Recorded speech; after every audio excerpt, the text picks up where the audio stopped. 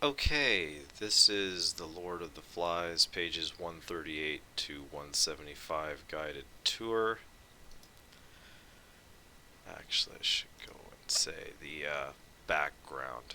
You're going to ask, right? So the background, uh, they're they're changing. These people are not the same. They're not. There's something going on. There's a lot of animal going on inside of these people that might be degrading to animals. The death of Simon is this section. He sees Jack make the beast. It evolves into the Lord of the Flies. The flies consume it. Now, he watches Jack make it, physically make it, and when he sticks it up there, when it's first described, it's described as the beast when Jack leaves and he's all by himself with it, and it's talking to him. And then by the end of the conversation, it is described as the Lord of the Flies. The flies, when they come and they eat it, they consume it, they internalize it, they take it in, and it becomes a part of them. Okay? The flies internalize the beast. The beast doesn't have any form or substance until Jack makes it, and then the flies eat it. That's when it becomes something. So just as the beast is created and passed on in the story in real, representation in symbolic form, uh, so is fear. Earlier we've seen the little ones and they've passed on fear, and the fear grew and eventually it infected the big uns, and we've had that conversation in the class and everybody was just unanimous with that opinion pretty much. Violence has started to become acceptable. Certain types at certain times, violence is acceptable. It's certainly during the dance when you're surrounding something and you've got that thing going on. Okay, there are other dark emotions in the novel that seem to infect, and they seem to get passed on. Simon encounters the pilot during this time. He recognizes it for what it is. It's a dead guy in a parachute. So he frees it so it can continue on and eventually disappear. Okay, so he's the one that enables that to happen. He sees the pilot as benign, it's harmless, but he sees the beast, which is just a pig head on a stick and was made by Jack, but he sees the beast as dangerous because of what it is. It's the idea that Jack has created a problem and created a solution for it, and he commits killing acts in order to appease, and killing is acceptable if he's doing this. He sees that the pilot is just a, oh, that's an unfortunate thing that happened to a pilot, and now he's landed on our island. But Jack and his hunters, you know, you know, he sees them as benign, as the pilot is benign, but the beast as dangerous, while Jack and his hunters feel the exact opposite. And Jack and his hunters benefit from their perspective, of course. Whereas Ralph and Piggy, Sam and Eric, they benefit from their perspective, which is the safety kind of thing, because they excel at that kind of stuff. Simon stumbles into hell is the next part of this. So after we leave behind the pilot, Jack and the hunters, even Sam and Eric, Ralph and Piggy, are in a furious state. They're chanting their song. They're doing their dance. This is when they're pretending that they're going to kill a pig, or they're chanting it up, and maybe somebody pretends to be it, but nobody likes to do that because everybody gets carried away. These kids have been scared. As a background, the oldest of them has seen this thing. The little ones have been having nightmares for weeks. It's infected the others. We've agreed with that. All day, they have hunted for a beast. It's described by the Biggins as being somewhat alive and somewhat dead, and a horror face. with dark holes for eyes and bright teeth. Right, missing lips or something. I don't know. Big mouth. Right. It is dark. A storm is approaching, and into this chaos stumbles Simon, staggering, injured, mumbling about something on the mountain. The scene was so deliberately and carefully set up to cause this weird feeling of fault and whose blame it is, and the shared blame, and the whose fault is it, nobody's fault, but it would never have happened under a different type of thinking, or it's everybody's fault and it would never have happened if they had done something like that, however your perspective is on it. But it was built so deliberately and carefully. When an author slows down and makes this crazy scene like this, you've got to spend some time looking at it. They did that on purpose. That's like a big flashing light arrow, hello right here, big clue right here. So it's described by the writer. There's a clue. You have to look at it. You have to compare it. So the first death, the child with the raspberry birthmark around his eye, who presumably was killed in the fire, also shows dubious responsibility. The kids were warned not to run off and light that fire without thinking about it. Piggy's the one that told them, but they did it anyway, and that child died. Usually, when you have been told not to do something and you go do it anyway and then someone dies, that means someone is responsible. But what happened? Nothing. That back there has allowed it to continue. I mean, in Simon's death, now we got the obey one, right? Have we gone through all of the backgrounds? Let's see. We've got the animals coming from inside.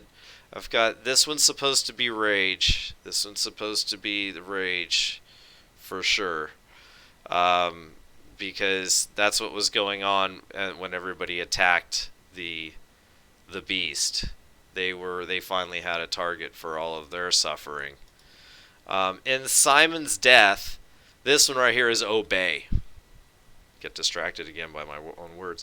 Everybody knows this one, the trend that was going on with the clothing line and all that sort of stuff for a while. And this is Jack's games. This is more of the games. This is more of the leadership games. This is more of the brainwashing kind of a thing, and more of the techniques. In Simon's death, so this is the second death, right? They use spears and a knife, and you would say, look, man, how can it be an accident if you're using spears and a knife? Well, it was poor lighting. They were under extreme emotional pressure, which we all know of leading up to that point.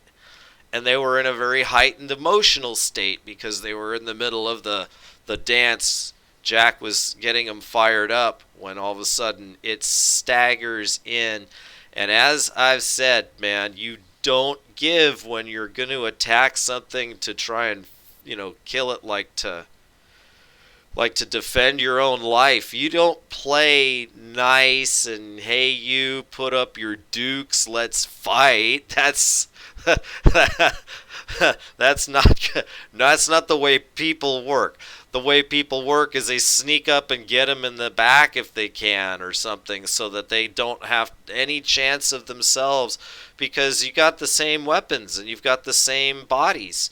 And that means that other person has always got a pretty close to equal chance, unless there's some other force that's making it different of winning in a contest. So people are dirty tricksters. They look for advantages because there aren't any, and they're looking for some way to make an advantage. They're really trying. So they're not going to wait a split second. No, I wouldn't if I was hunting this thing and all day long, and I was all fired up like that, and all of a sudden it stumbled in front of me half dead. I would hit that thing so hard and so fast without it having even a chance to. Yeah, I would be guilty of it. I could see it. I could see it from the mental state. But would their mental state be where they're at if they had done certain things and taken certain paths and made certain decisions earlier in this book? Because right now they're all in a state of fear. Right, we agree to that. But was there a way?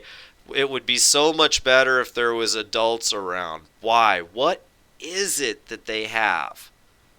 That just the rules and tell people to follow them and I follow them is the only reason why having adults around is so that occasionally, when you care to, if you want to, you can ask an adult, why follow the rule?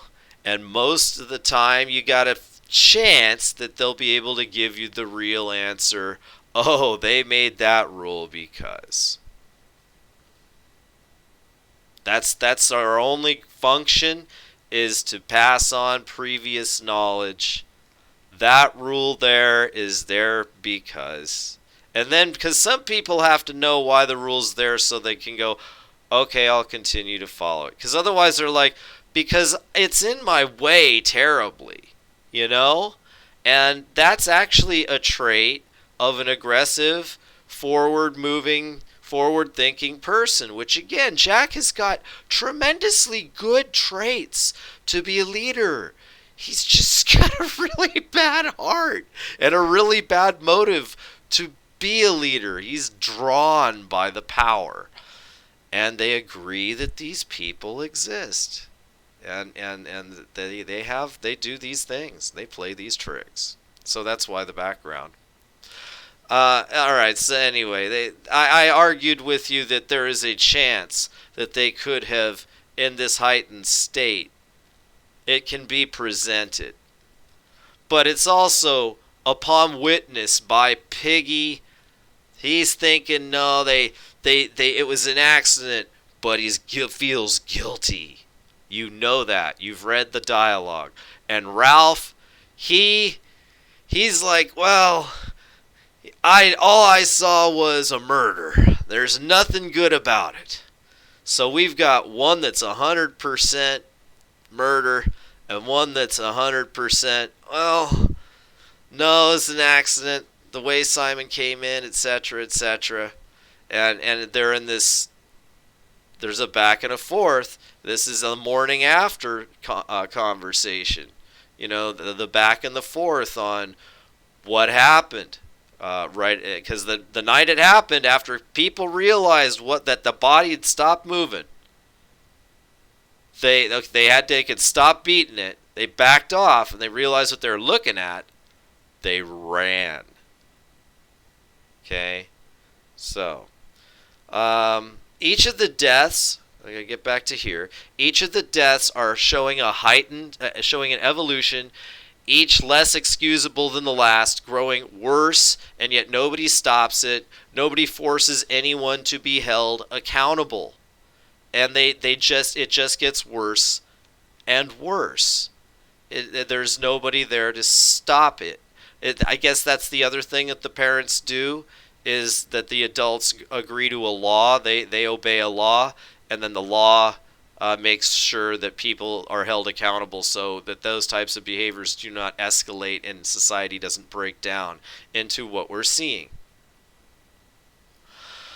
So, the pilot seems to represent the gifts that the children were given that came from above, because, like, literally, Jack said, if only we could get a sign from the world of adults. Okay, we'll give you an adult. A dead one, it will float down to you, and all the goodies that comes with it. It's a sign from above. They're from their parents and teachers.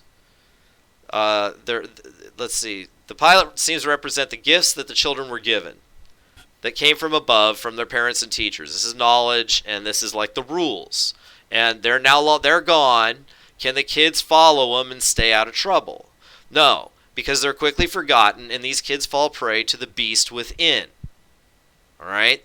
That's the way that this book represents it, the beast within. That parents and adults knew were there.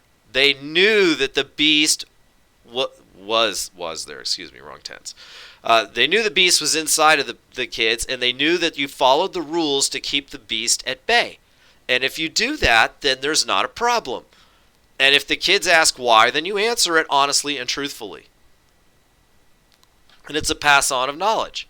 That's gone. That's missing from here. So when somebody decides, somebody clever, there's a rule in the way and wants to ask why, and there's nobody here to say because, and there's nobody here to listen to, and there's no structure above them, the law that they submit to, then then all of a sudden all the structure is gone.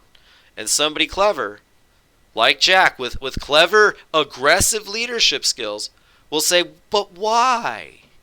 It's in my way. So why can't I? And if there's nobody to say because, who have history, and they have a system above them, and besides, it's against the law, but they have an explanation and a submission, they're not going to stop. They're going to do it. They did it. They knew that they had this information from before, but there's nobody to explain why, so why not toss it? It's literally the world of adults. Sure, we want to be adults, and we want to go back to the world of adults, but the world of adults rules here are in my way. If I can throw them away, then they won't be in my way, and I can get what I want. This happens. There are a certain type of people that are that aggressive. We don't hate it. We kind of embrace it. We're kind of positive about it. It's kind of like looked up to. That's just a little too aggressive. You got to learn how to turn it down. Kind of a thing. The pilot seems to represent the gifts that the children were given that came from above. Their parents and teachers are quickly forgotten. These kids fall prey to the beast within that parents and adults knew were there. Right. They had taught their children how to behave, how to govern, how to be governed, how to follow rules, but the kids never knew why those rules were in place. And now a hidden monster that society had kept wards in place to keep secured is freed. If I just say it, it doesn't quite bring it home. I hope I'm not taking it too far with my extra illustrations. The tools and supplies are right there, but the kids won't take them. The pilot slowly crawls his way across the entire island and out onto the sea, into the sea, to disappear like every other dead body on this island. When Simon talks to the pig head on a stick, it is first the pig head on a stick. When it says, what, aren't you afraid of me? Pig head on a stick. This is, I'm the beast. I think I don't know if it identifies himself or if the author calls it the beast, but that's when it is first named as, that's the beast that they're looking for. The beast. And they have the conversation. But at the end of the conversation, when it swallows Simon up as he faints, it is called the Lord of the Flies. It has changed names. Okay?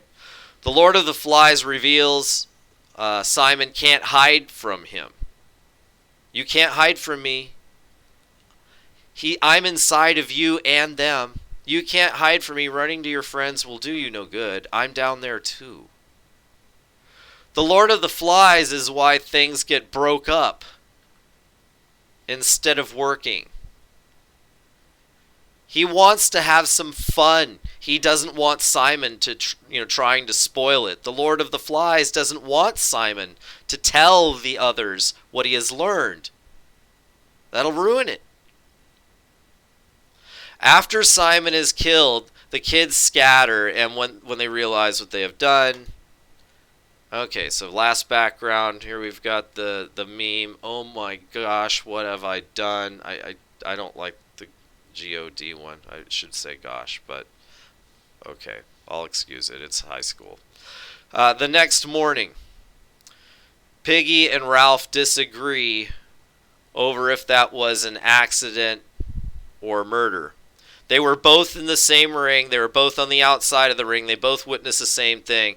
Ralph thinks it's murder, and Piggy thinks it was an accident, and he thinks that all of what I described, which is a pretty strong argument, of the thing walking in, looking half dead, in the dark, around the by firelight with the chant going and everybody fired up and everybody thinking about killing because they've been hunting it all day long. And then it comes in and nobody wants to give it a second chance to identify itself because, it's on. Yeah. So, yeah. Piggy's got a strong argument, but we understand that Piggy feels guilty about it. He's showing all of the signs of it. And if he feels guilty about it, it means that he thinks he did some wrong on there.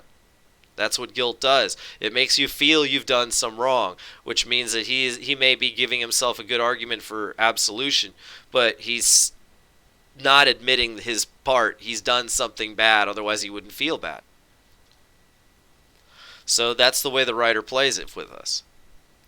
They talk awkwardly with Sam and Eric about Simon, and everyone denies being there. No, I wasn't there. I didn't see the end. Oh, really? I wasn't there either. And that means guilt, and that means you all feel guilty about it. So that means that you know you did something wrong. Is it because afterwards you looked and you saw a body? Well, if afterwards you looked and you saw a body and you realized it was an accident, you'd be like, oh my gosh, that sucks. You wouldn't be like, guilty. That's different. Guilty means you feel like you had responsibility in something that you know was wrong. It's a very distinct emotion. Back in Jack's camp, Jack says they fought the beast last night. Whole different angle on this. That was the beast and we fought it. He says we didn't kill it and it will be back.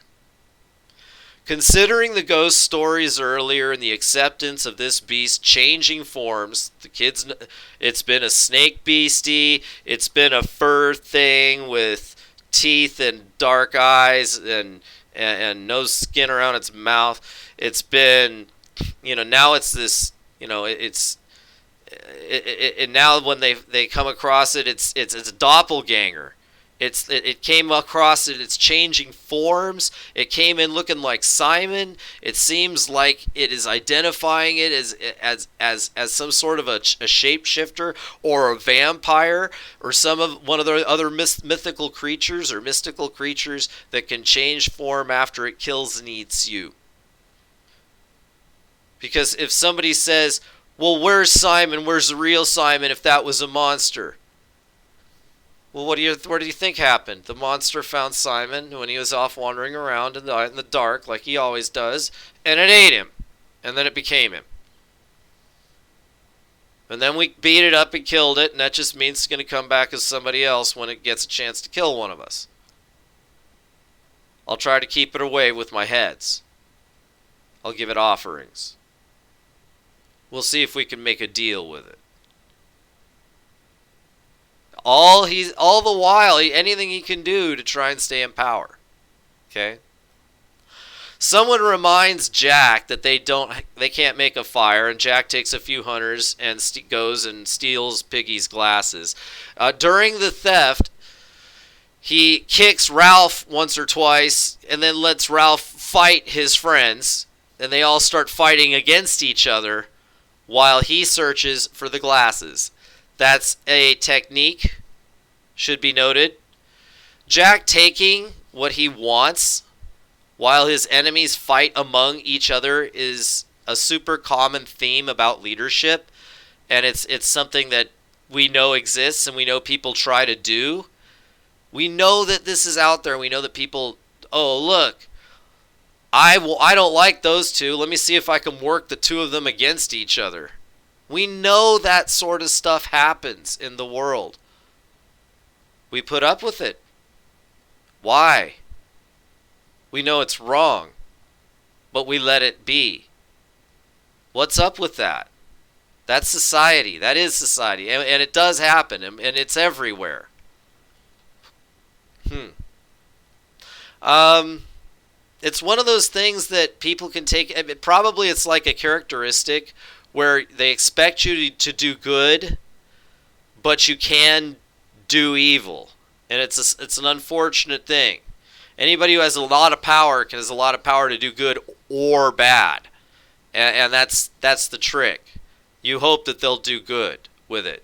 You try to sort out the best ones, but that's the point. Are we sorting, or are we looking at all these traits of the charismatic person that knows how to really work the crowd and get people on their side, and just following that powerful leader, regardless of whether or not we're never even questioning if that person should be a leader? You see? Do you see? That's really the problem. The first thing, Jack can't pass the first test. You've got to have the right heart for it. He doesn't. Let's see. So they fight among each other, and he gets that going. And the next morning, Ralph wants help keeping the fire going, and Piggy wants his glasses back. And the twins fear, they fear Jack, and they recommend bringing spears. He is changed now that he wears a mask. He's got this ability now to tell a lie, and he doesn't flush and turn red, so you can't see that he is lying. So he just holds a straight face, and he just makes up new history. And everybody believes him or goes along with it because no one wants to get beat or killed. Right? So they end up approaching the castle. And that is the end of our section.